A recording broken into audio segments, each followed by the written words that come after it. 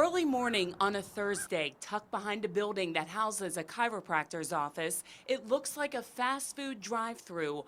One car comes in after another. 19, I tried heroin for the first time, and that's all it took. It just took over my life. I enjoyed what I felt. One time is all it took. This woman from Glen Burnie stopped and talked to us. She asked that we hide her identity because she is starting a new job and doesn't want her past to get in the way.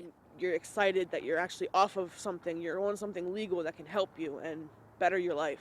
It's gotten better. She was taking about 10 hits of heroin every day, spending about $10 a pop. Depending on methadone for 5 years now, has stopped symptoms of withdrawal. You shake, you puke, you just lay there. You feel like you're crawling out of your skin, and you don't want to move. You don't want to talk. You just want to rip your skin off, and you don't want to be around anybody. You just want to lock yourself up and just scream. No screaming, only talking her truth and the regret that comes with being a curious teenager and not getting a second chance to say no. If anything, we're cleaning this area up.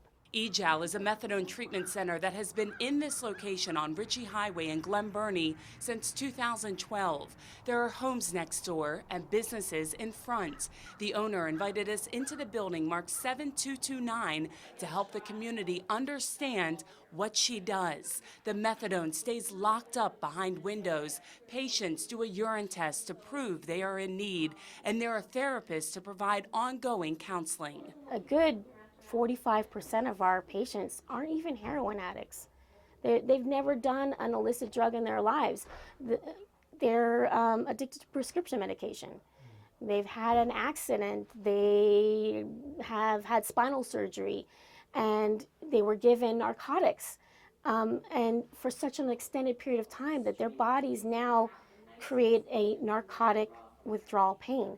Mothers, grandmothers, professionals, all walks of life come in for help. Clinics follow both state and federal regulations. On any given day, up to 300 patients wait for another dose of methadone to stay away from heroin or prescribed pain pills.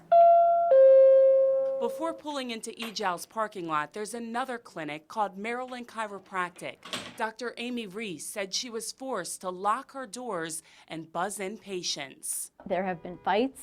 We have the police phone number taped right to the reception area, and we've had to call several times to have them come. Dr. Reese points the finger at people coming for their daily dose of methadone. They need to really research where they put these clinics, and that they will have the minimal impact on the area, the surrounding area. It's an argument that happened in Pasadena. Homeowners off Hogneck Road were loud enough that the owner of Just a Little Help changed his plan to open a methadone clinic next to 2 restaurants, neighborhoods, a daycare, and a school bus stop. I'm caving because the young lady who helped me get the property, her life is being threatened.